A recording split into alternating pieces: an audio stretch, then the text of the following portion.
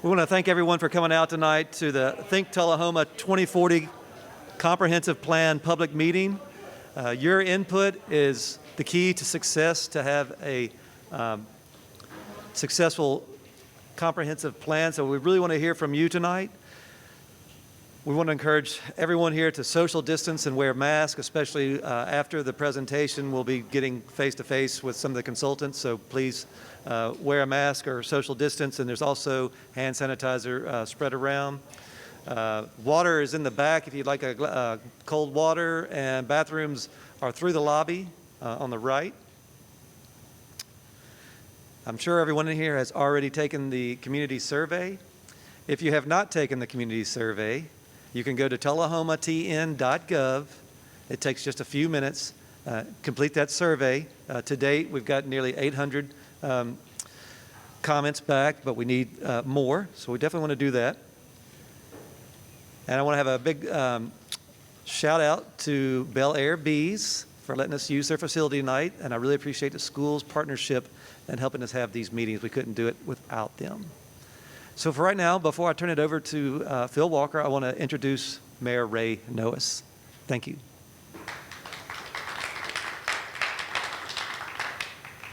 Thank you, Winston. You know, this is great to be here at Bel-Aire because I spent a number of years sending a young man to this school. We lived around the corner here at on Bel-Aire Drive, so it's great to be here. Thank you for being here tonight. I want to recognize a couple of people. We've got our state senator in the audience, Mr. Birkin. Thank you for being here. And our city school administrator in the back, Ms. Catherine Stevens. Thank you for being here. And a special guest that we have tonight, my wife came along, so Ann joined us for tonight. So thank you all for being here. We are interested in what you think about Tullahoma 2040. So thank you for being here to express your thoughts, and though they will be very muchly considered. I want to thank particularly Winston Brooks for the work that he's done putting this on this week. He's been 4 nights in a row and doing the surveys and getting it done. So thank you, Winston, for a great job. And with that, I'll turn it over to Phil Walker, who's head of our Walker Collaborative, to talk about our comprehensive development plan and the work they're doing. Thank you.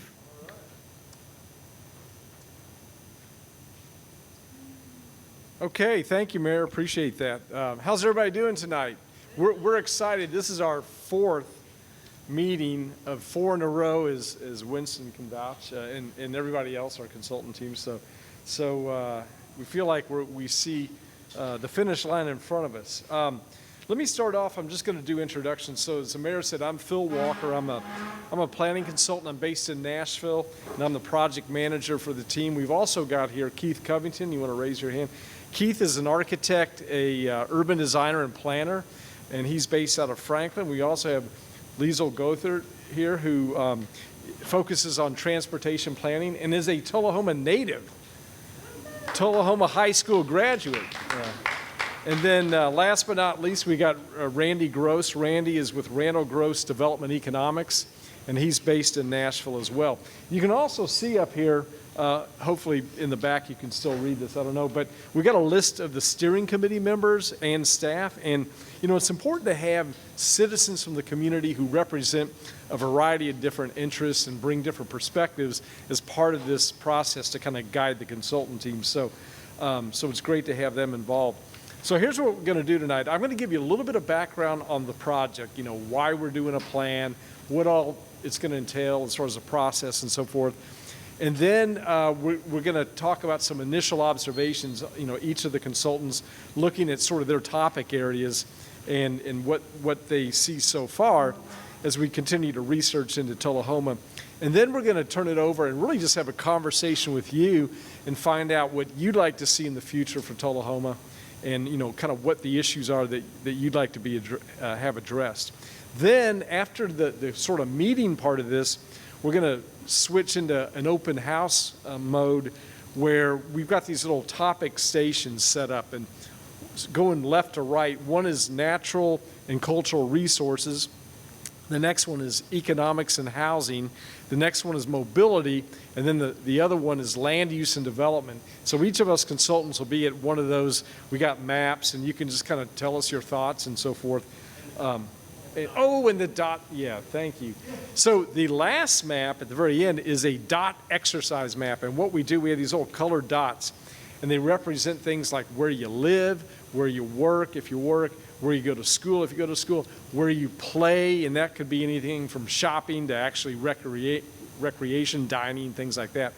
So if you get a chance, if you could do the dot exercise, that would be great. So anyway, that's what we're doing tonight. So what is a comprehensive plan? So it's really a roadmap for the future growth and development of the community. And it's very broad in that it addresses a whole lot of different issues, which is why it's called a comprehensive plan. It's comprehensive in nature. And it addresses everything from land use and development to transportation, economic development, housing, public facilities, natural and cultural resources, those sorts of things. And every good plan will basically answer 4 questions. First of all, where are we now? So, a snapshot in time. What are your existing conditions? Number 2, where are we headed? What are the trends? Number 3, where do we want to go? And this is where y'all come in because, when we do this plan, it's not going to be our plan, the consultant's plan. It's going to be your plan. We're simply a vehicle to get you to where it is you want to go. So that's why all this public engagement that the mayor was talking about is so important, that we know what your vision is for the future of the town. And then finally, 4 is how do you get there? And that's the kind of details of the plan. So why is it that the city would want to have a comprehensive plan? Well, first of all, to build consensus, so you don't have 100 different people going in 100 different directions. Everybody's kind of on the same page as far as growth and development type issues. Number 2, your comprehensive plan is a basis for your zoning. And one of the key pieces that'll be in the plan is what we call the place types map, and the text that and graphics that go along with that.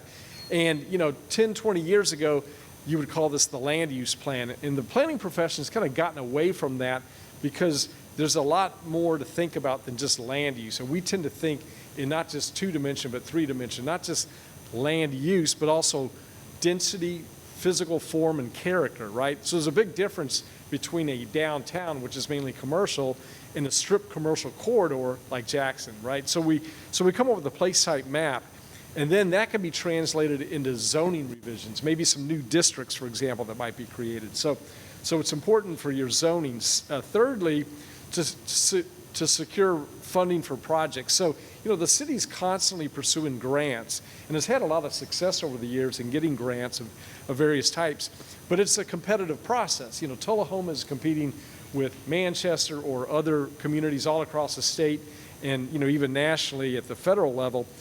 So to be more competitive, it's great if you can have a project that you're seeking funding for that happens to be tied to a broader plan, a broader strategy. That allows the community to be more competitive.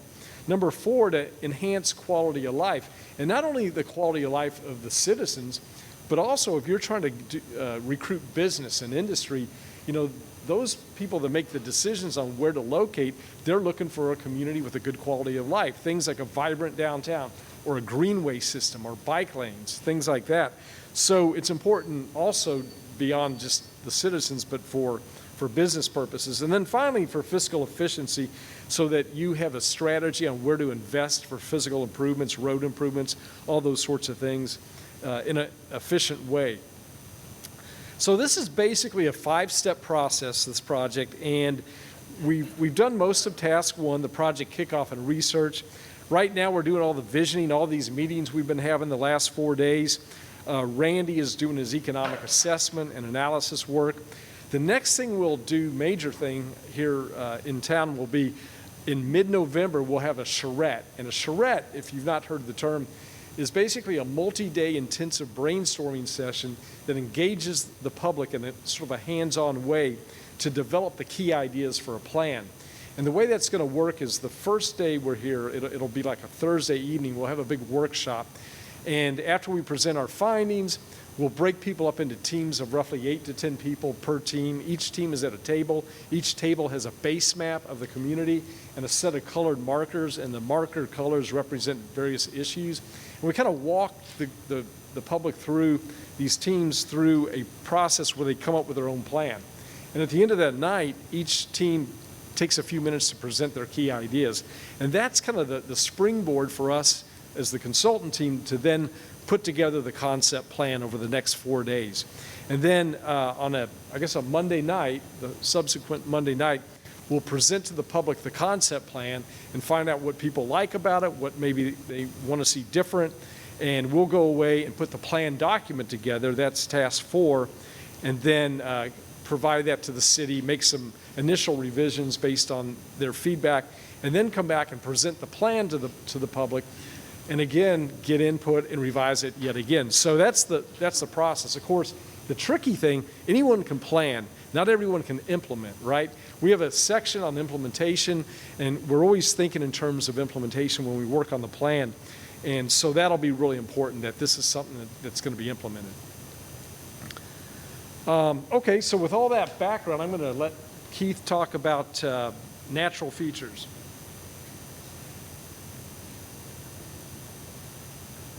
Thank you, Phil. It's great to be here 4 nights in a row. This is great. Thank you for coming and being a part of this process.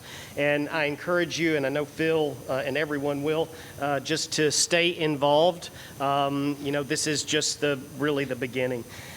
So as we get into this, Phil mentioned that we're sort of kind of between task 1 and task 2.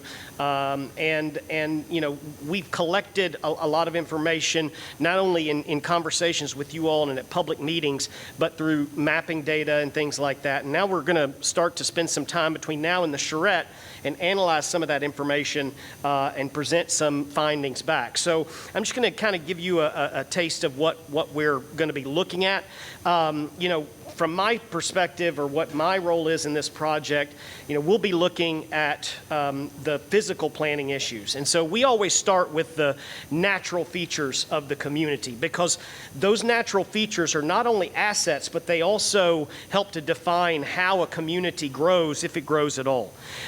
So we'll look at things like topography. You have a broad range of topographic features across the community. You're at the edge of the Highland Rim. In the northern portion of the community, things are a little bit rolling and in lower, gentler slopes in the center of town, and then it just, boom, it drops off into the Rock Creek Greenway. So that's something, that topography definitely should shape what's happening in the future.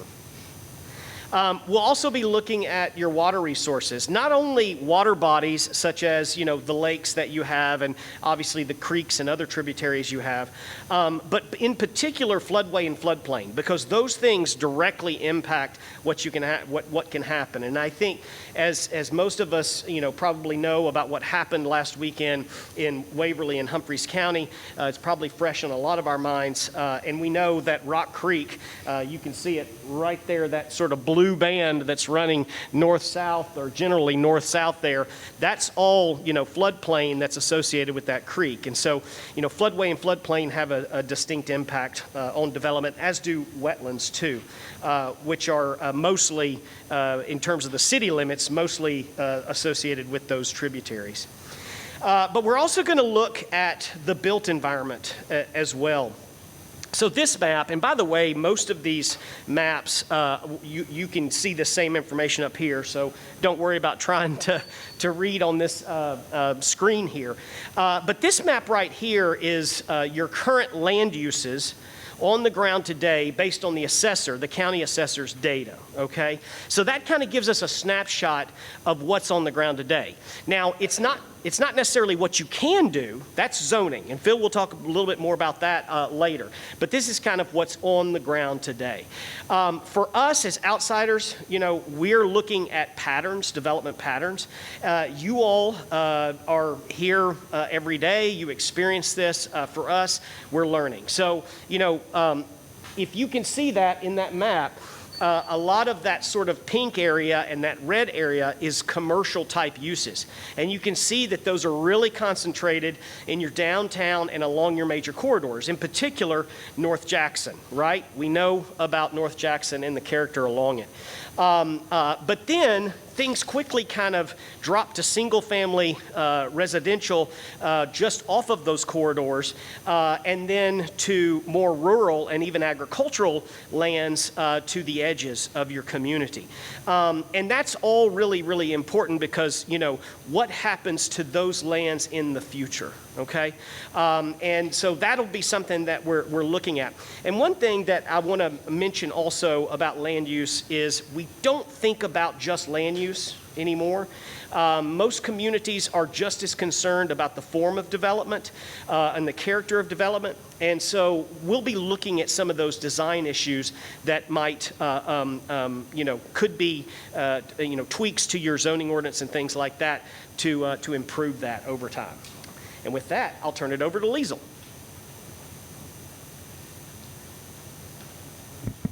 Thank you, Keith. All right, so I'm going to talk about mobility. The transportation network is very important to a community for lots of different reasons. The map you're seeing up here behind me, that's illustrating the functional classification of the transportation network here in Tullahoma. These are your larger roads, so your arterials and your collectors. There's over 180 miles of roadway in Tullahoma currently. Roughly 70% of those are local streets, which means they simply provide access to local neighborhoods, individual parcels. Then you have 14% are collectors. So those collect traffic from those local roadways and disperse it out to your more major roadways, your arterials, such as your North Jackson or Wilson Avenue. There are also 16% of that mileage are arterials. And then the next piece of information that's important to gather from functional classifications is that informs the design of a roadway. It also tells us a little bit about how that roadway functions, so whether or not it may be an important component to regional mobility.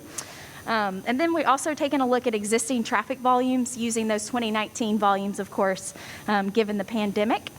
And the way that we have access to that information is we have access to the Tennessee Department of Transportation, to their roadway inventory. So that includes number of lanes, whether or not sidewalks are present. But they also have a great system of count stations. Some of those count stations collect data continuously throughout the year, while in other locations they simply collect once throughout the year. So we have access to all of that information that we're able to evaluate. Obviously, you all know some of those higher volume roadways, just given kind of the density and the different types of uses along those corridors. So those North Jackson Street obviously carries some of the most traffic, as well as the highway out towards Manchester. Okay, bicycle and pedestrians are also a very important component to mobility in a community. It's important for quality of life. It's also important for equity. Not everyone has the ability to drive or access to a vehicle, so ensuring that folks can safely walk and bicycle around the community is important. So based on that TDOT inventory, we know that there's about 35 miles of sidewalk currently in Tullahoma. I should also say that back in 2019, through a TDOT grant, Tullahoma did develop a mobility study. So there was a lot of planning and public input that went into that effort. So we will be carrying forward those recommendations and evaluating, as well as adding any additional needed improvements that we hear from workshops like today. There are also 2 state bicycle routes. You may not know that.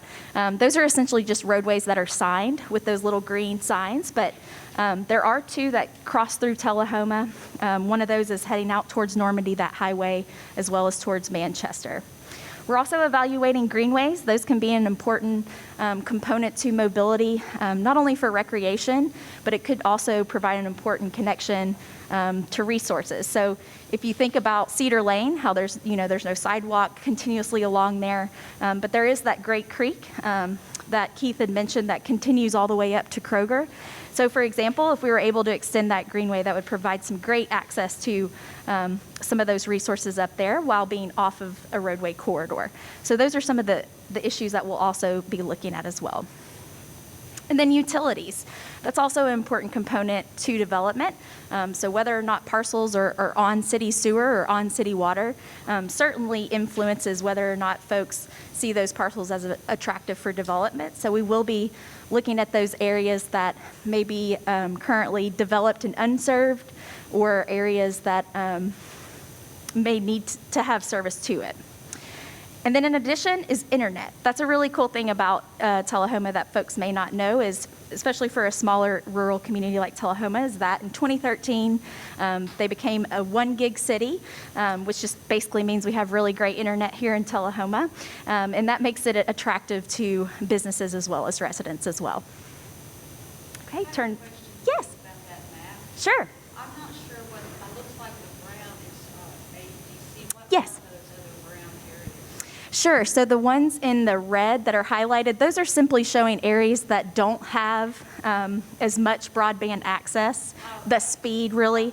So those are just kind of highlighting those areas where improvements could be made. Yes, ma'am. Turn it over to Randy.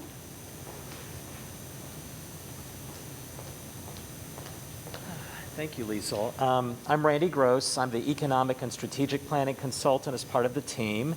And so we're just providing some initial observations on your economic base as we move forward.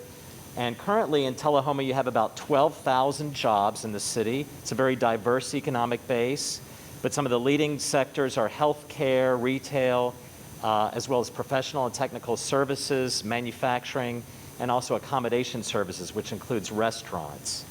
And you're well aware of some of the major employers like AEDC, which really does drive the local economy, but also companies like Coca-Cola and Tennessee Apparel and some others, Wisco Envelope, that are busy locally. Over time, you've lost some jobs, about 2,500 since 2002, between 2002 and 2018 or 19. A large number of those were in manufacturing, which sort of mirrors some of the trends nationally in terms of what has happened to manufacturing jobs. But as a result of that, you've had a falling share of your regional economic base. And by the region, I mean your micropolitan area, which includes Coffee County, Franklin County, and Moore County. So for example, in 2002, Tullahoma had about 40% of the jobs in that 3-county region. By 2010, you had about 35% of the jobs in the region, and by 2018, you had about 29% of the jobs within that 3-county region. So you've had a shrinking share of the job base within the micropolitan area. Now, during the pandemic, there was a huge spike, as you can see on that bottom chart, in terms of unemployment, which peaked at about 21% in April of 2020, as it did nationally, but it has subsided substantially since then.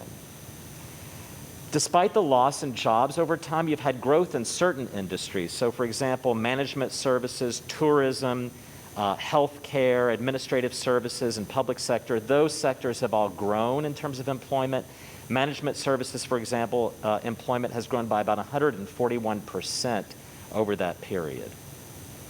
And then you've had modest population and household growth over the period as well. Since 2010, actually we have the newest numbers from the 2020 census, which were just released recently. You have about a little bit over 20,000 people within the city of Tullahoma, which is a 9.6% increase since the 2010 census, or a little bit less than 1% growth per year in population. Household growth has also been fairly steady.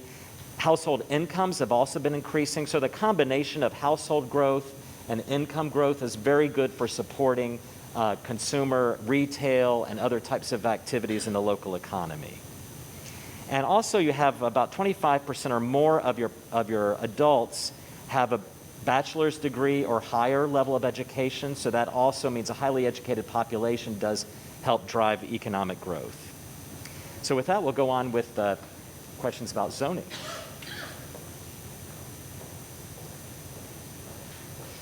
All right, thanks, Randy.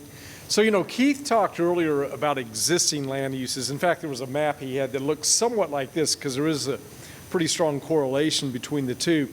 But whereas he talked about what's on the ground now, this is all about the public policy side of it with existing zoning.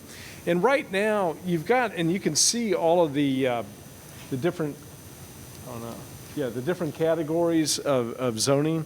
And it's a fairly limited range that you have. And one thing that may come out of the plan would be to come up with some new districts just to give more alternatives on how development's done. So if you look, the C1 is your commercial downtown area, kind of right in the core. C2 is a commercial highway. That's the red color, and you can see it going along Jackson and the other streets, especially Carroll. And then there's also, it's not mapped up here, and there's only a few, but the neighborhood commercial. That's a very small scale commercial that can fit into residential areas. The two purple colors, light industrial and heavy industrial, I-1 and I-2. And then you've got 4 different residential districts. The lowest density, and that's like a minimum 12,000 square foot lot, is the R1. And it's that kind of light greenish color on the map. And so that's the majority of your community as far as any particular zoning district goes. And then the most dense would be the blue, which is the R4, and that allows things like multifamily. The dark green, and those areas are kind of peripherally on the north, are agriculture. And then there's this one area, maybe more, but only one big area right there, which is OS1, which is an open space development where you have smaller lots but more open space. Well, isn't that Short Springs? Oh, it might be. So I wonder why that's zoned OS1. I'll have to look at that. Thank you. Yeah, you're right. That is what it is. Yeah, we'll look at that. So, and that's one thing we are going to do is evaluate. I mean, now we just have a general handle on what are the districts and where are they, but not sort of the details. So thank you. Also, another issue is your historic resources. You've got 2 National Register districts that exist right now, the North Atlantic Street District. And by the way, what you're seeing on the map are not the National Register. Those are potential local districts. But National Register districts are the ones that they're kind of honorary. They come along with financial incentives if you rehabilitate a historic building that qualifies. But it doesn't offer any kind of protection. Like if someone wanted to tear down a National Register building tomorrow, they could do that as long as they got a building permit. However, the way to protect buildings, if you want to do that, like particularly say the downtown area, would be local historic districts, what they consider historic zoning. And it's interesting because you've actually got an ordinance, a preservation ordinance on your books. It's already been adopted to set up the whole program where you would designate districts, have a commission that reviews development that might occur, alterations to buildings and that kind of thing.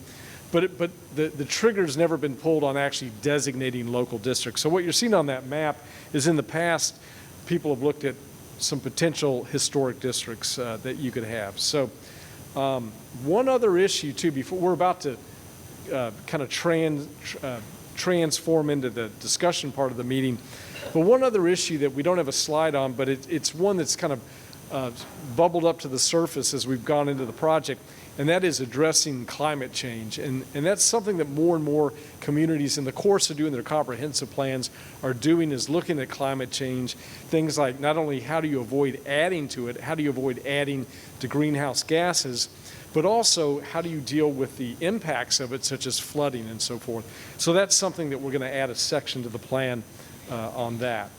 So with that said, we're going to go ahead now and just basically hear from you. And I think the first thing, a couple of things. One, I'd like to hear, what are the issues that you're most concerned about, and what do you want to see come out of the plan? And also, just what's your vision if you could, fast forward 10 years down the road, what would you like to see in Tullahoma? What would change? What would be different? Or stay the same is what I'm trying to say. So anyway, anybody want to come up? We got a microphone right there, and we have to have the mic for recording purposes. But yes, ma'am, that'd be great.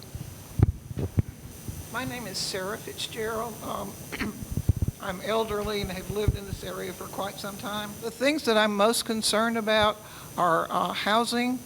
There are hardly any rental area units available for people who are moderate or low income.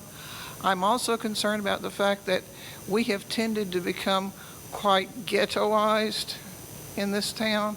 I would like to see more integrated type housing, not just racially integrated, but income integration. I think that's very important. I'd like to see things like accessory dwelling units available, tiny houses, different things like that. I think that there's a lot of things that we could do. The other thing is kind of a personal issue that I have, and that is that the classic definition of a stakeholder for an organization is customers, employees, suppliers and vendors, shareholders, government, and community. I have noticed that you are referring to stakeholders in your meetings as if they're this small, compact group, and I would like to know your definition of stakeholders.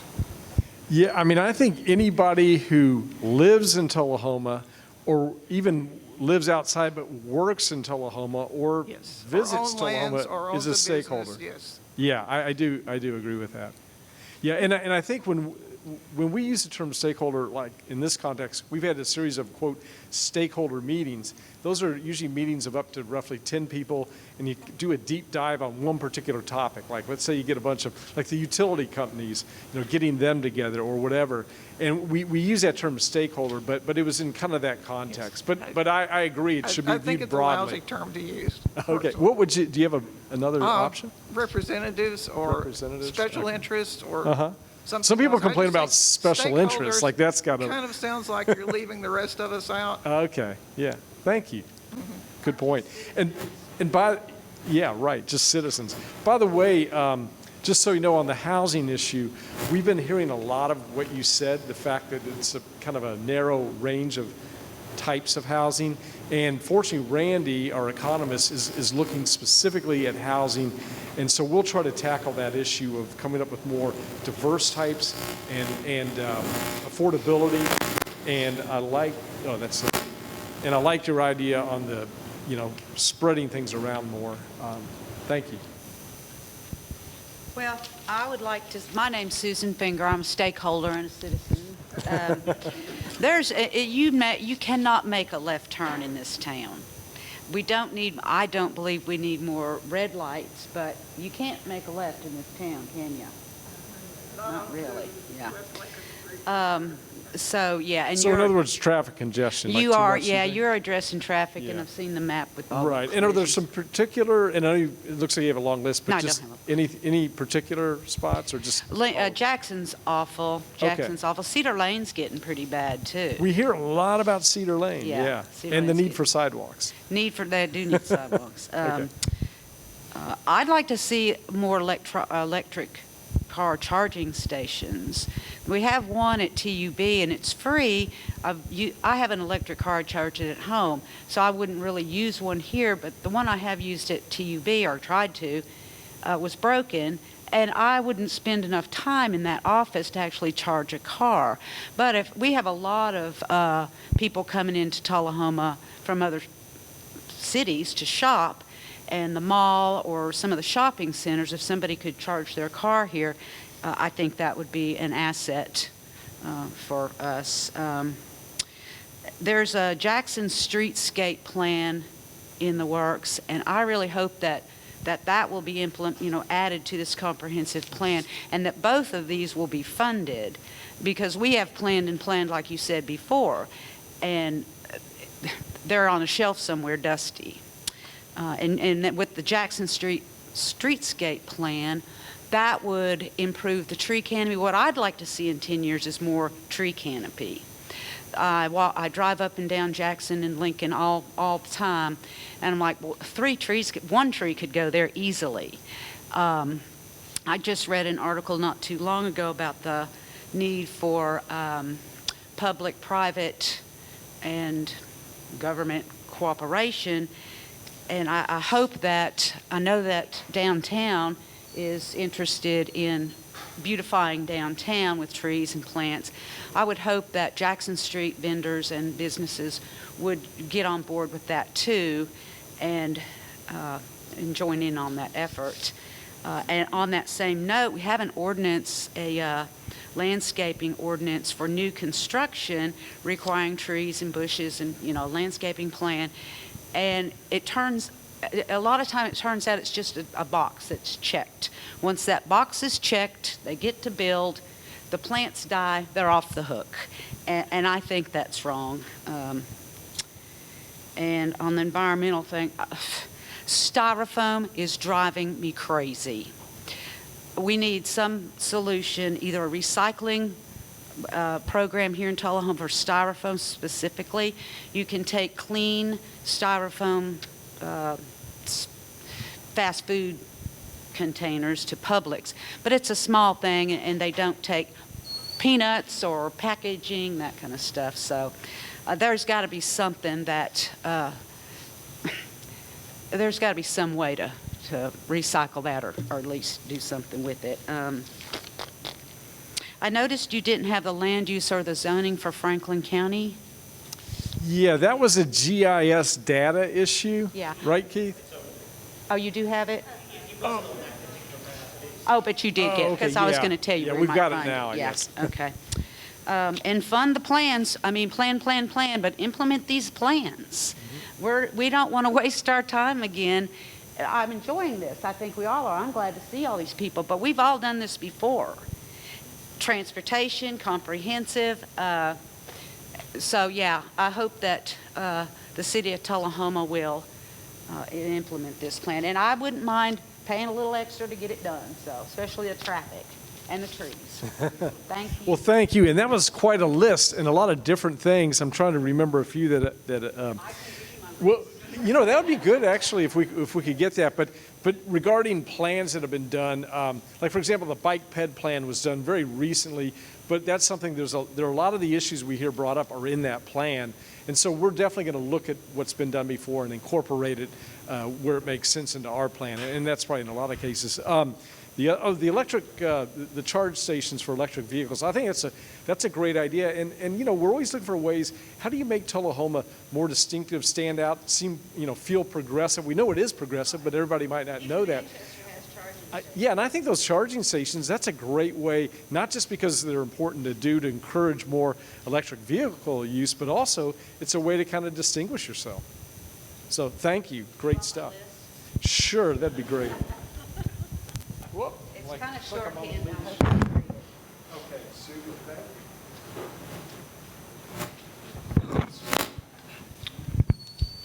My name is Stephen. I've been in the information technology business for more than 45 years. I moved to Tullahoma from Chattanooga in the late 80s. And although my work took me to great distances from Tullahoma, I chose to keep my home here. And when my friends from other places ask me why I live here, my standard answer in the past has been because it's a good place to raise kids.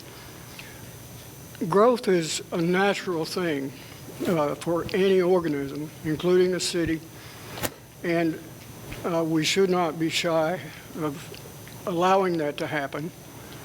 I think we're wise to plan for it in advance. I think we have lots of good minds on the project. My only concern is that we retain what is good about Tullahoma, its history, its community, its one-on-one community, individual attention to students in the schools, schools in every neighborhood, a very responsive local government, the best minds in our community attracted to those jobs, although they are often not very rewarding. And of particular concern to me is that we stay on top of technology. The availability of technology to the public is critical to our growth in every other area. Government naturally lags behind commercial and residential entities, and that is not a bad thing because those guys get to test it and see what works and what sticks, and we don't get stuck with some technology that is out of date 2 years from now. So those are my concerns, my suggestions, and I'm anxious to see the resulting report from this effort. Great, thank you very much. Yeah, so don't lose all the things that make it special and technology. Thank you. Anybody else?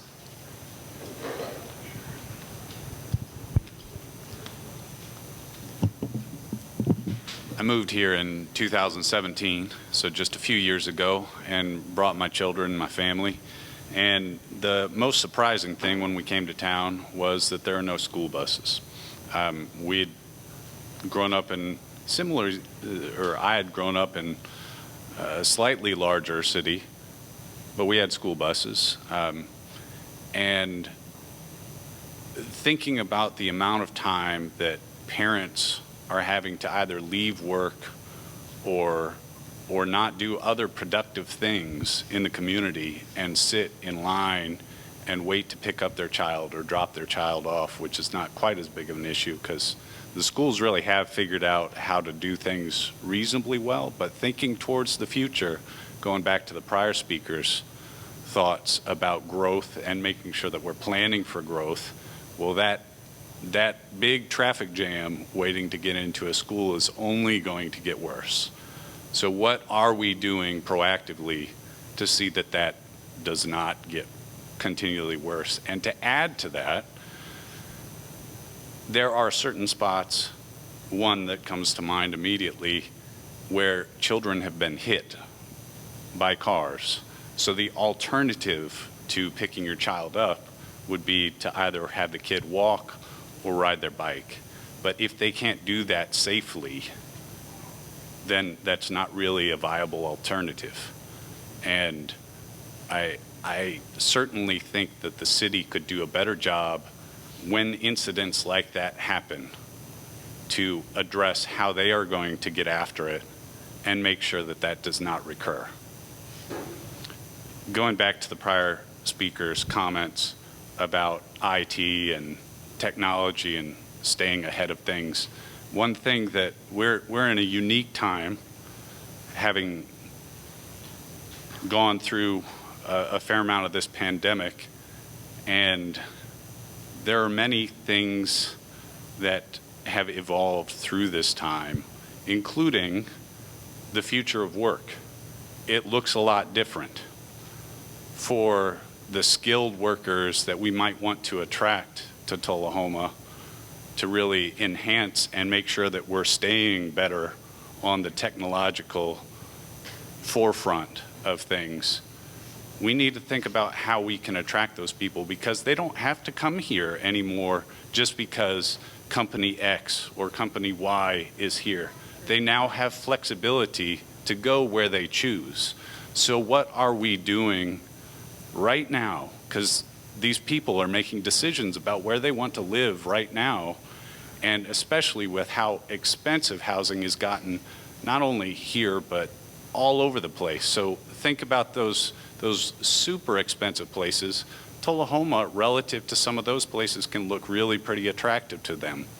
And so what are we doing to market to those people, to advertise the great things that we've already done, like gigabit fiber to your home, which is imperative in this kind of an age. I mean, we're a small community, but we have really solid infrastructure in that regard. I have more internet options here than I did when I lived in Houston, Texas. And so, and more competitive pricing.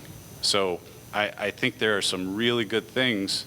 How are we making sure that we're attracting that talent to our community to help us stay at that forefront? So I hope that the committee takes those things into consideration. Great. Thanks. Thank you. And regarding jobs and technology and all that, we are going to have an economic development component to the plan, so it'll definitely address all that stuff. On the safety issues with, well, first of all, the school bus issue is one that's not in the city's control. It's the school districts, but it doesn't mean we can't, keep them reminded of that issue. And look at the fact that now, since there aren't buses, what are the implications for traffic, for pedestrians, safety? We have a map, in fact, it's over here, that shows accidents that have occurred, including with pedestrians and cyclists as well. So, you know, we can start to identify what are the problem areas and make that part of the planning. So thank you. Good stuff. Yeah, I think the one thing that I would say to what you just mentioned, and the fact that school buses are maybe under the purview of the school district, yet sidewalks and other infrastructure is responsible of the city. Exactly. Those are the alternatives as far as transportation to and from school for children. And so if they're not being looked at in a comprehensive way with the school board, then something needs to change so that they are looked at comprehensively. Yep, I agree. Thank you. Next person.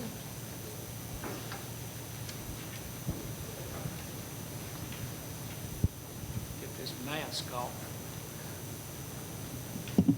I'm Jerry Sperling. I live at 108 Hamilton Lane. Two things. Traffic. I use Cedar Lane in the morning and the afternoon. In the mornings, we get a lot of traffic coming from Moore County, and it backs up, and people cut through First Avenue trying to go around the stoplight. Afternoons, same thing. Coming from the north side of town, I've seen traffic backed up to the bridge at the creek. People again cut through that neighborhood, First Avenue, McKellar Drive. So that's a dangerous situation. So I understand that Wilson Avenue has a planned widening from Cedar Lane to Jackson Street. Are those two intersections from the north and south of Cedar Lane, are those intersections included in that widening? It would be a good time to take care of that problem. Right, so I'm seeing Liesel nod her head yes, so apparently those are part of that project. And by the way, we've been hearing a lot about Cedar Lane. It comes up every meeting, so yeah, we'll be looking at that. Okay, second thing, surface water drainage. I assume you will be looking at that. Yes, sir. When I first moved to Tullahoma and was looking to buy property, one of the old timers told me, said, Jerry, Tullahoma is one of the highest swamps in Tennessee. Said, you need to wait till it's been raining hard for a day or two and then drive around in the rain and look at property. And that's what my wife and I did, and we're on high ground. We have a lot of water that runs by us. But I like the idea of the rain gardens that we're being proposed for Tullahoma. I think that's a good thing. Yeah, the whole idea of green infrastructure where it's, rain gardens, bioswales, where you're not always just letting everything drain and get piped somewhere, but letting nature kind of absorb and, wetlands that filter out pollution and all those things. So we'll be looking at that. But I've been in Tullahoma since 1958, off and on. I've seen the town grow, and I've seen water run in a lot of different places. So some not so desirable. Yep. So good. Thank you. Appreciate it.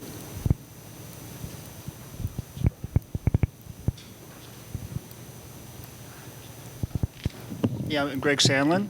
I attended the Monday night event at Robert E. Lee, and then I got some one-on-one, as a planning commissioner, I got some one-on-one time with y'all, and that's been helpful. But I've had some things turning in my head that I wanted to say again. And one thing, I've worked at AEDC for 20 years now, and we've been in a hiring mode, especially the last 5 years or so, and we've had a lot of retirements, and a lot of young engineers have come in.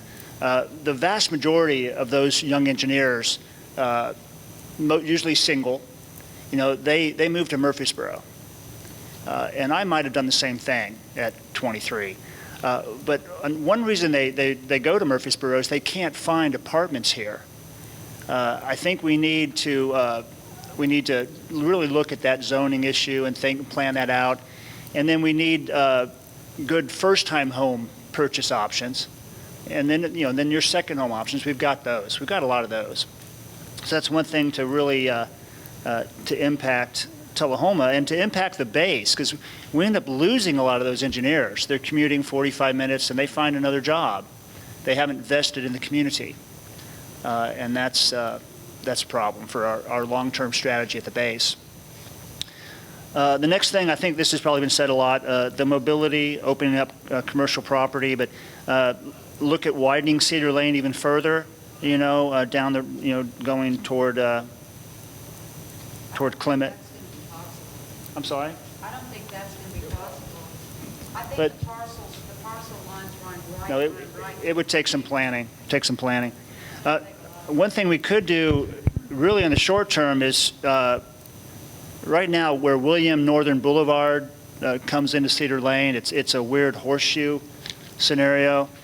We need to pick a side, straighten it, and just eliminate the other side. And we might need a traffic light in on Cedar Lane, but something that's logical there.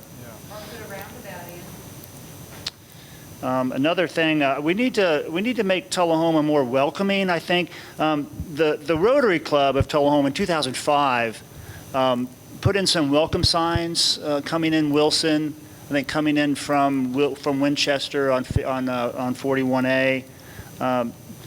We need to do some more of that. We need to make it where you're coming into the main arteries into Tullahoma. You're welcome. Something catches your eye. So you have a sense of arrival, kind of like entry statement. I've heard someone said recently that they were in Tullahoma, but they didn't know when they got in Tullahoma. All of a sudden, they're just in Tullahoma. Something that catches your eye a little bit, that makes you, gives it a sense of boundary, and you're here now. So that's another thing. I think we've made some progress on this, but having the legal process to condemn a building that's dilapidated, and we've made some progress on that. That may be being tackled already, but we maybe ramp that up a little bit if we need to. There's one building in particular on 55 that I guess the owner just walked away. It's just a mess, and you don't want that to be seen when you're pulling into Tullahoma. Right. I think that's what I had. I just want to share that. Thanks, Greg. That was a lot of good stuff. Thank you. Anybody else? Yep.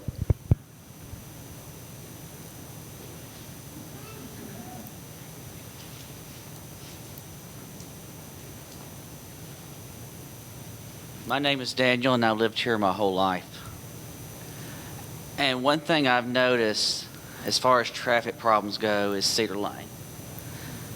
And I've said for years, everybody said, Cedar Lane's our bypass around Tullahoma. Well, that bypass is no longer working. I mean, it's backed up from Wilson Avenue all the way sometimes down to where Jacobs, we turn off to go to Jacobs. And to me, it's time to think maybe we need to have a bypass. I mean, Shelbyville has one. I mean, Manchester has the interstate. As far as I know, Winchester has one. And to me, that'll help alleviate the traffic problem. I mean, a lot of people think, well, a bypass will take away from the business. This is not 1990. You can pull out your phone and say, hey, Siri, where's McDonald's at? And it'll lead you right there. And the next thing that I've noticed, more so here in recent years, is I've had people move here from jobs, and they say, well, what is something that we can do here for fun? Well, we got to go to, there are fun things here to do, but it's kind of limited.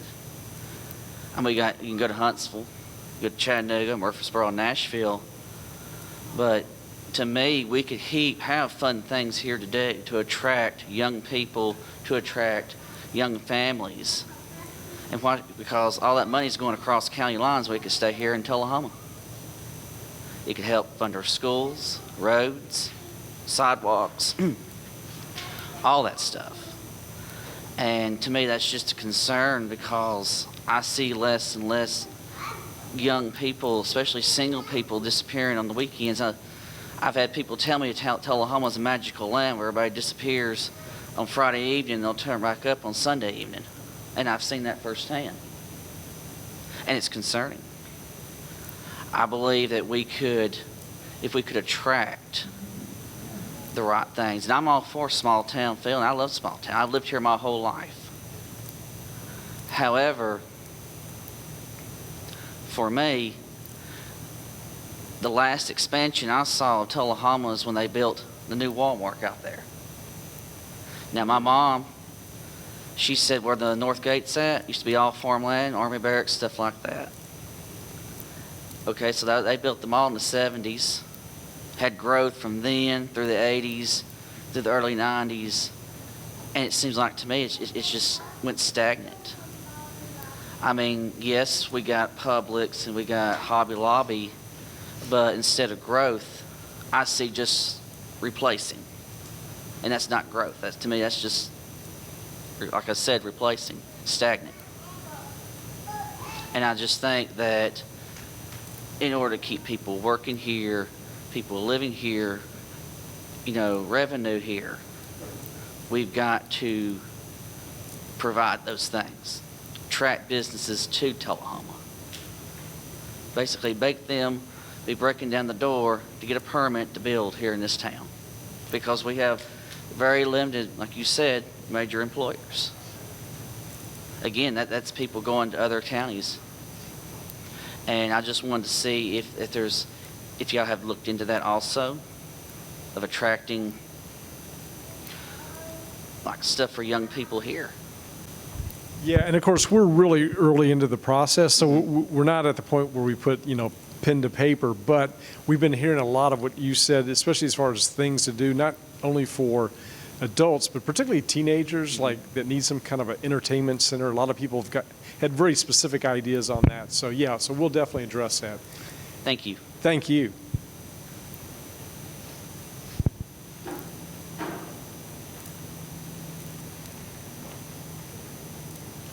Hi, I'm Paul Schwer. We spoke on, I guess, Tuesday, too. I'm just here to kind of advocate for probably the fragile road users. I would like to see Tullahoma with like a budding downtown area where people can come in on, Sundays and shop, eat, socialize. And I think one of the issues with doing that is that Tullahoma is essentially, for lack of a better term, a strode, which is neither a street nor a road, and neither do any good. I would like to see, road diets, necking down things, changing traffic patterns such that, we can get out and move without being so car-centric. I think, in general, everyone's complaints about traffic can be alleviated by the less need of a car. Thank you. Great. I can see Liesl scribbling down furiously, and I think those are a lot of her buzzwords, so thank you very much. Good.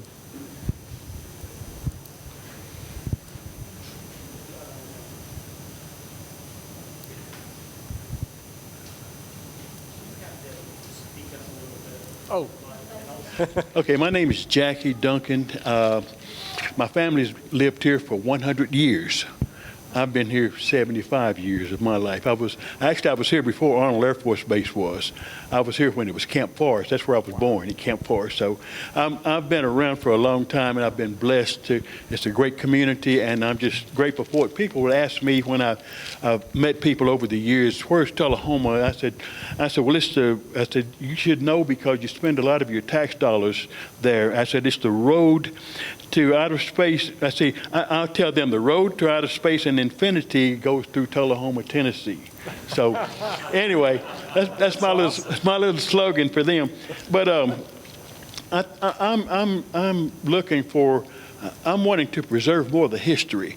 And I think maybe not enough goes into that. We just had a couple of people over the last several years, quite a few years ago, Tommy Allen, who was one of the teachers and coaches at one of the middle schools, was a great historian. He did a lot of great work as far as uncovering history that nobody else had known about. And I don't know what's happened to all of his papers and records, and I've got a couple of books that he published, his class published over the years, and which were great assets to me right now, tools that I can help other people with, who people contact me a lot of times from out of town that need some help finding relatives or the historical records, and he's got that stuff all in his little book that he published, and I am just grateful for that every day, and I refer to it quite often.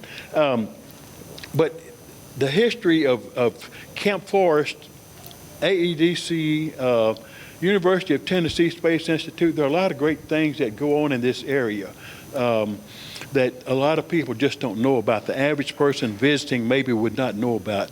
And I'd like to maybe see, I imagine, a sign as you come into Tullahoma, says from several different directions, every different direction, maybe says, "Welcome to Tullahoma." Said you're 10 minutes away from Arnold Air Force Base, the largest ground testing facility in the world. It used to be the largest ground test facility in the world.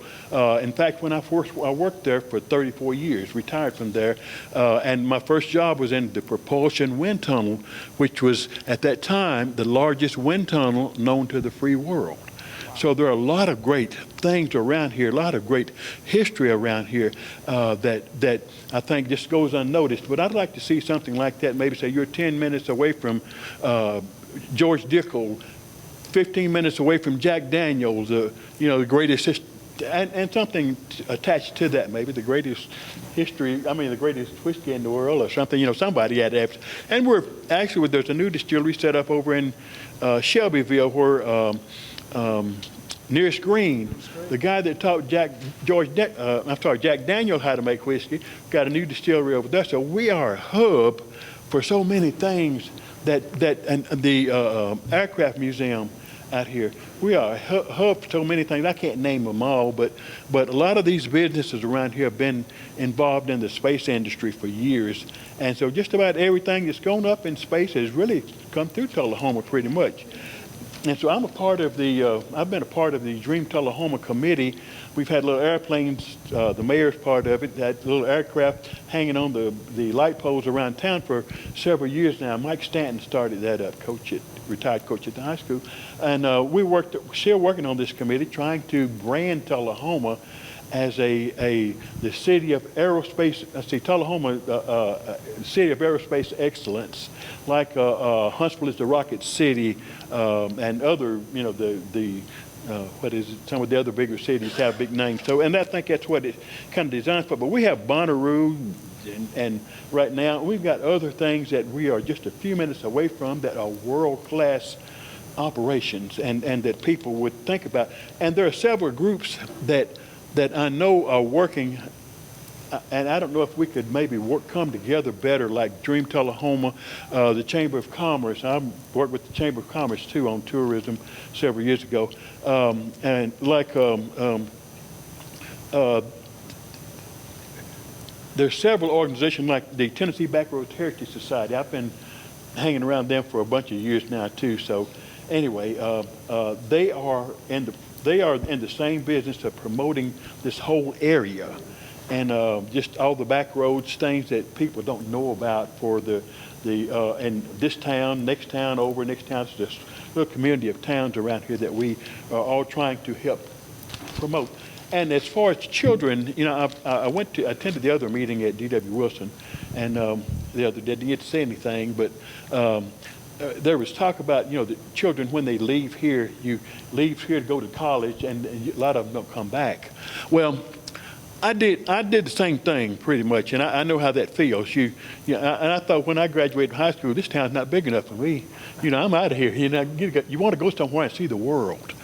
And I found out after going to California for about a year, this was the best place in the world. And so I came back here, and I've been here ever since and been really satisfied. In fact, I loved it so much I wrote a poem about it. It's out on YouTube somewhere, Jackie Duncan, Tullahoma, Tennessee. And it's a nice little poem. It's got music in the background, got scenery in the background. It's narrated. So anyway, but young people leaving to go and find their dream, in the world. And a lot of times your dream is just right here at home. That's what the poem actually talks about.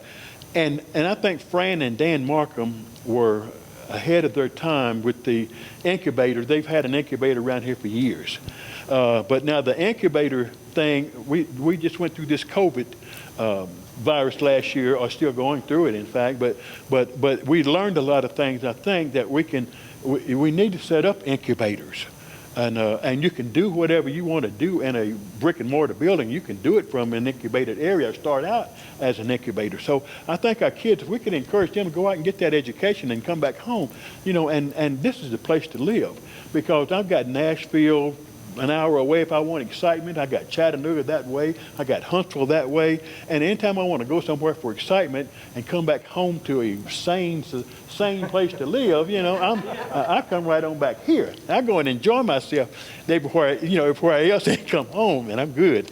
Drive through the whole town in 5 minutes. Oh, I love that. Don't spend my life in traffic, and a lot of people do. They wind up spending 5 or 6 hours a day. Half of your life, when you calculate it, you spend in traffic somewhere. So I'm just, I would think like if we could have like little mini visitor centers, like you go into Walmart and you see a big marquee there that has about different things you can see while you're in Tullahoma. Somebody that's visiting, maybe at the hotels, if you're visiting, these are things that are within 10 minutes of here. And God, they're nice, so many good attractions, and a lot of things we just don't even know about, really recognize ourselves. But anyway, that's pretty much my talk on it. I'm good, but I think Tullahoma has so much to offer, and more so than anywhere I've been that I care to stay. But this is just an ideal place, and you've got excitement if you want to leave, and if you don't, you want peace and quiet, and you can sit at home and enjoy the night, and with the door half open sometimes, so you don't have to worry about crime. Is not that bad. That's another thing I'm concerned about. Over the years when you start to really, really, really grow, and you get a lot of unwanted things. But we have a great situation around here, I'd say, and everything's working pretty good. So I'm pleased with that. That's just some of my thoughts on it. Oops. Thank you very much. Appreciate that. Yeah, I saw a lot of heads nodding when he was talking about all the great attributes of this community, and that was great stuff. Thank you.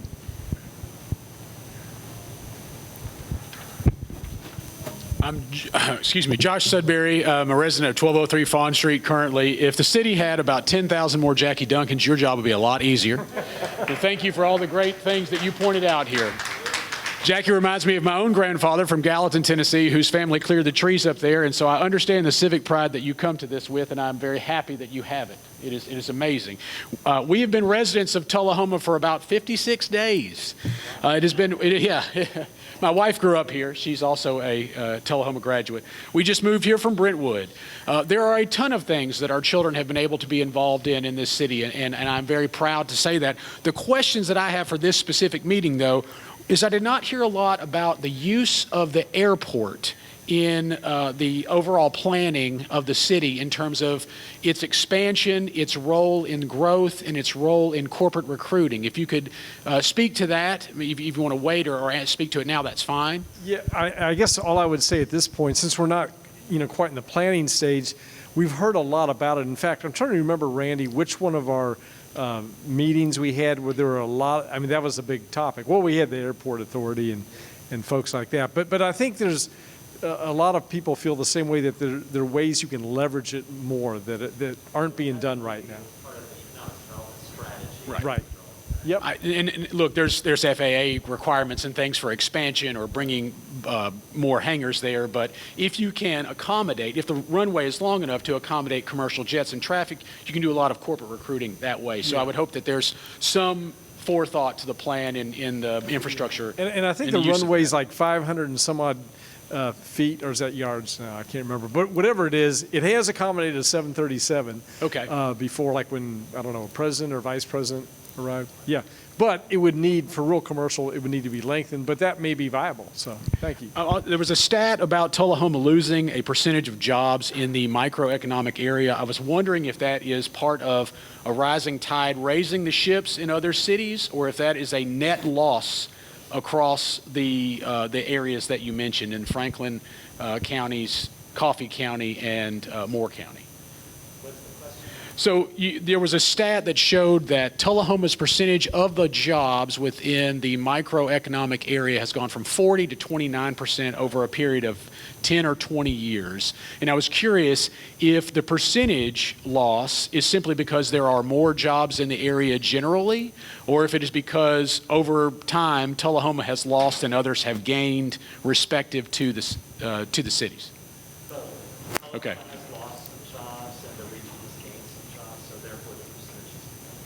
Okay. So the last thought I have is that Tullahoma is uniquely positioned within its own highway system in that 55 does not come directly through town and 41 they don't meet at a T. It creates somewhat of a natural grid of downtown, which can be, frustrating for traffic, but it can also be very usable for economic development. We are also located very close to the I-24 corridor, so I would hope that the plans incorporate an eye towards recruiting logistics firms that could utilize our 4155 corridor as well as our proximity to Nashville and Chattanooga as logistics and warehousing become a larger share of our economic scene here in the Southeast. Yeah. Okay. Thank you very much. And yeah, it would be great to have, and we hear a lot about Manchester and they're being right on I-24, and that's, it's tough to compete with communities like that when it comes to mobility, logistics. But yeah, we'll take a look at that. Thank you. Anybody else? Okay, well, got one more.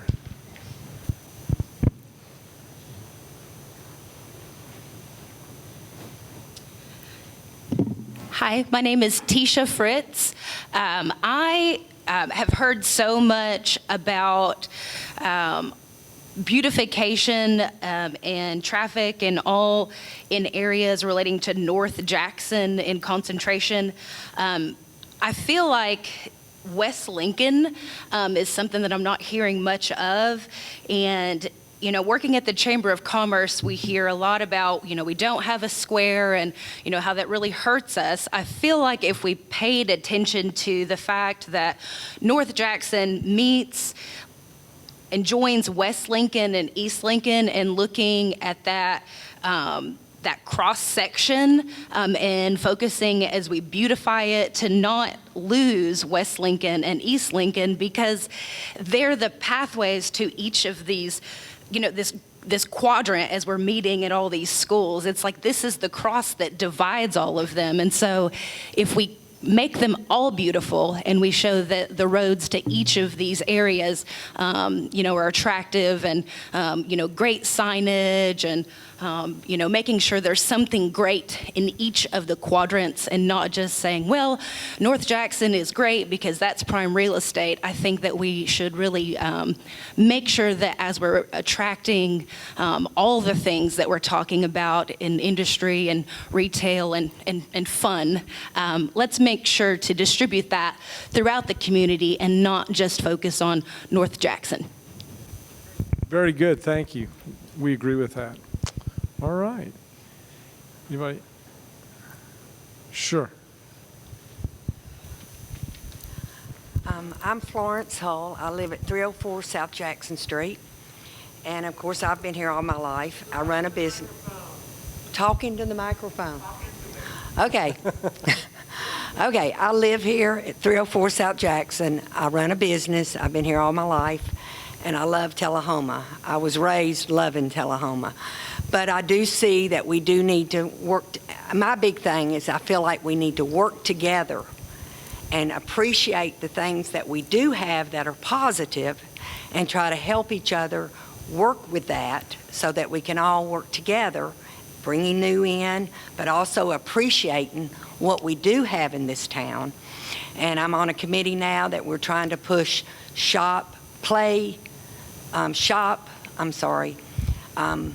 Eat, Shop, what is it? Eat, Shop, Play, Tullahoma. And I mean, we just need to realize the good things we do have, which I could go on and on about that, as far as schools, our South Jackson Civic Center, our Fine Arts Center, our things that we do, wonderful Friday night football. I think it's Thursday night now, but anyway, football. But, but we all need to also try to educate our children and our parents and people that if we want all this, we have to try to take care of things by, I think we have a terrible mess with trash. We don't seem to pick up good. And years ago, there was a Tennessee trash commercial that if you are about my age, you remember the old guy in the convertible throwing stuff out. Well, I think we need to get back to some of that and some fines. It's just terrible the way we don't take care of our place. And then I think we need to educate people that, yes, we want all of this, but if we don't spend our tax money does not follow us home from Nashville or Murfreesboro or Chattanooga or wherever. It is, if you buy shoes from me, that tax money stays in Tullahoma. I had to throw that in, but we just need to all realize, we have to take some ownership of our little town, and we don't want it to, we're getting new people moved to town every day. And so many of them are like, we don't want it to become a big city or all the things that they've left their cities for. We want it, but somehow we do need to get some of this done. And I hope we can do it and not just let it collect dust. Thank you. Thank you very much. Yes, ma'am.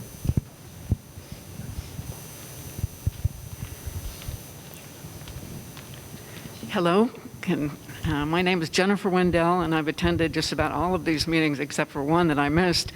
And I apologize if I am repeating something that has already been said, but I think one thing that has been overlooked, we are presented with zoning for all areas of the city, but I think we should acknowledge that in some cases zoning has not worked.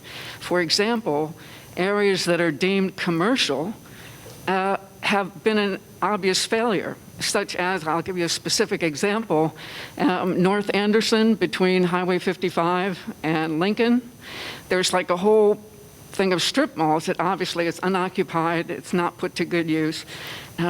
So I would recommend that the Planning Commission be agile, and agile is a specific term that's used in software development. And that is when one approach is not working, you actually do change horses in the middle of a stream. So I could see that place, well, not only that, I have ideas there. For example, that little strip mall, I think one thing was said was, well, with regard to housing, it's much more expensive to build from the ground up than it is to using existing structures.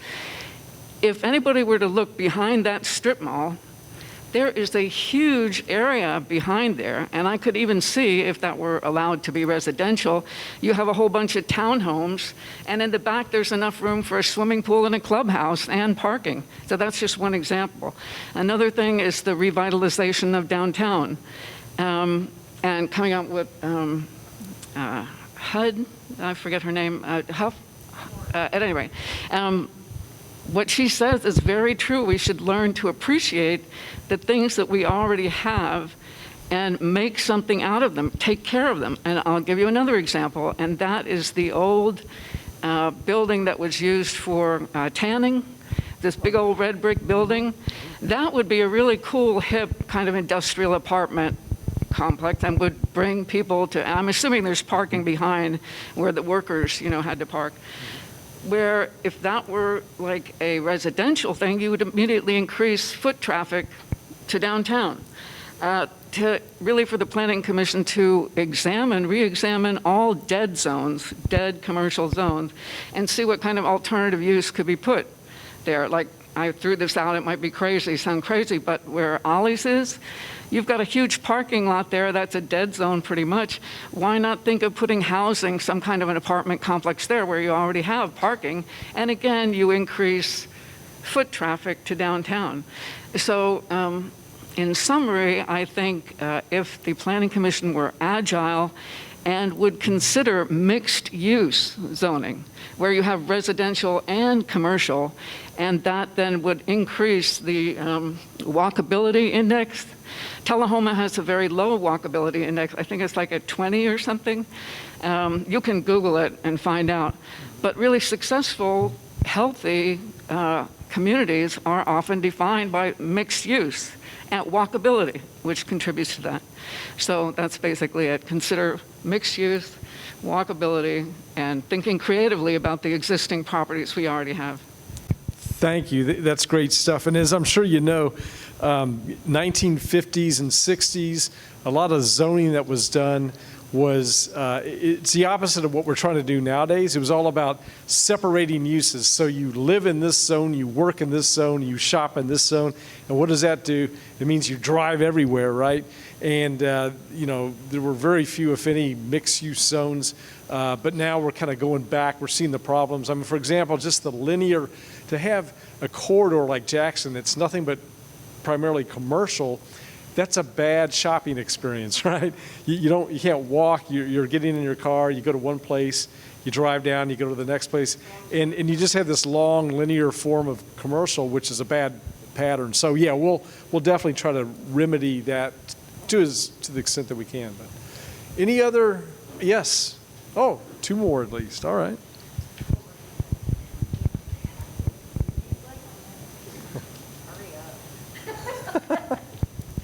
Hello, I will be very brief. I know so many of you all in here. My name is Candy Couch, and I want to write on the shirt tail of what Florence said and what Jackie Duncan said. Yes, we have a wonderful blessing. We have a treasure in Tullahoma. Most of us are here, and I think probably all of us are here because we choose to be here. And I see a lot of nods, which makes me very happy. The word home is in the word Tullahoma, and I'm very proud to be from here. I have, as my daddy would say when someone says, I've lived here all my life, not yet, but I'm working on it. Okay.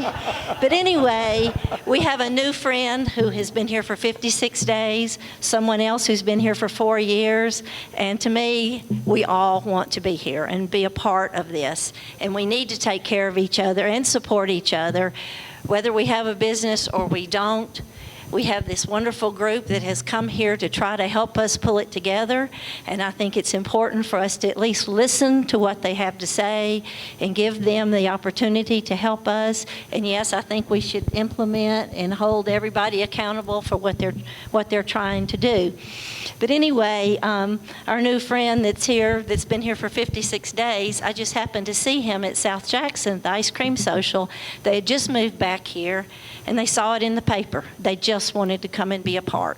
So there you go. There's a shining example of what it means to be a part of this wonderful community. Thank you. Thank you. Excellent.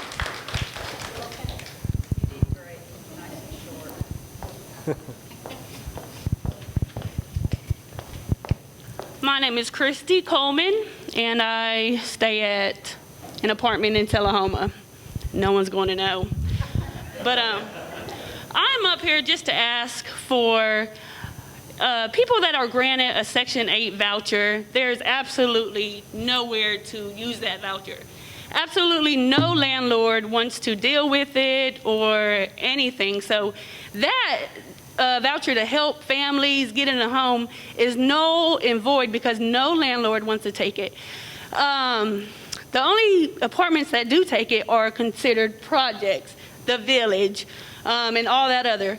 And I don't think that having a Section 8 voucher valued at $1,000 for a home should be put used to live in the Village. I think that Tullahoma needs to work together and have housing for this Section 8 voucher.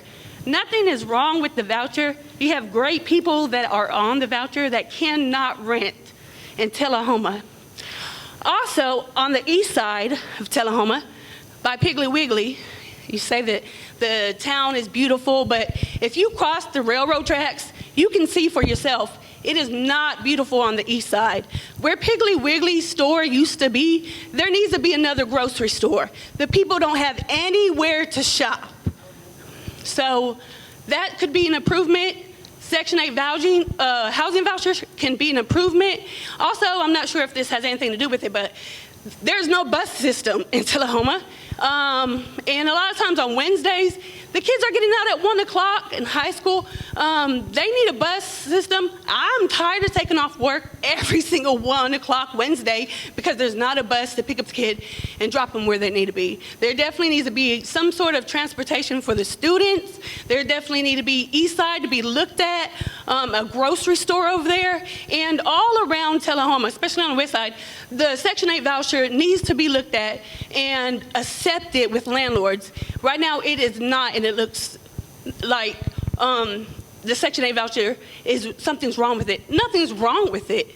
So I'm just here to say the bus system needs to come to Tullahoma. The east side needs to be upgraded because you have the majority of the police on the east side, and then you come to the west side and there's no police. So they are targeting the east side community, and I think that's unfair.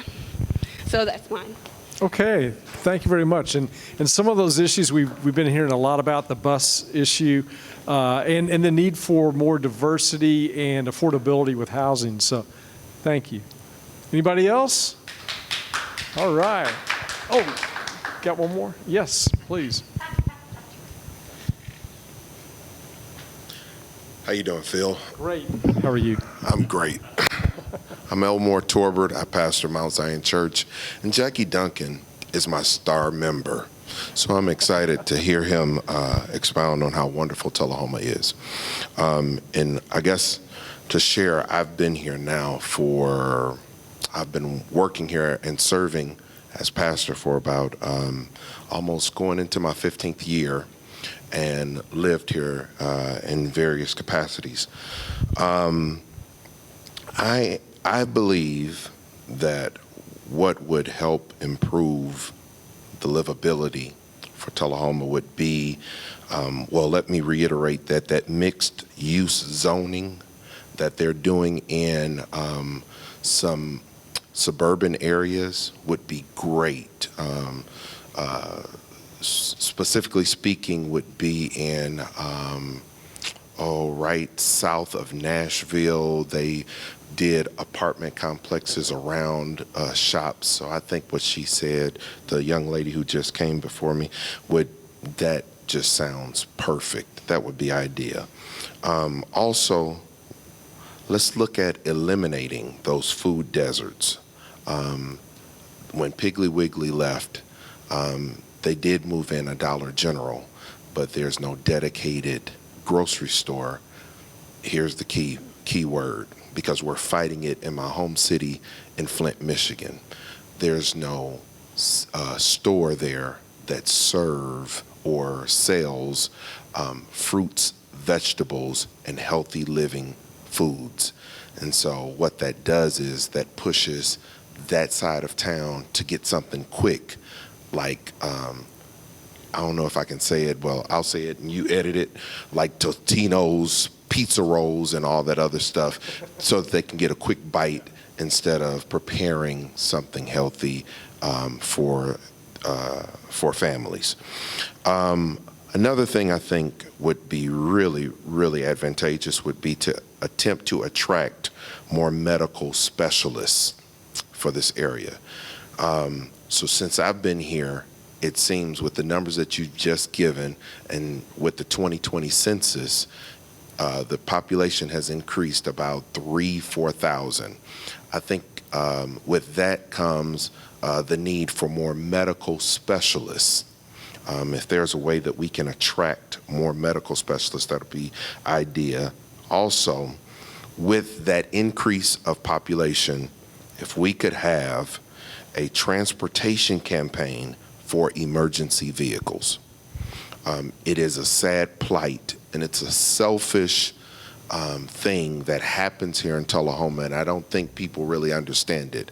But I saw it 2 days in a row just a couple of weeks ago on Jackson Street, where the ambulance was trying to get to a particular place, and the traffic was moving along with the ambulance, and it couldn't navigate through traffic to get. I think we need to do a campaign about stop and wait or something. When you hear the siren, stop or something, whatever clever campaign we can do to reinforce that we want our emergency vehicles to be able to assist residents that are having an emergency.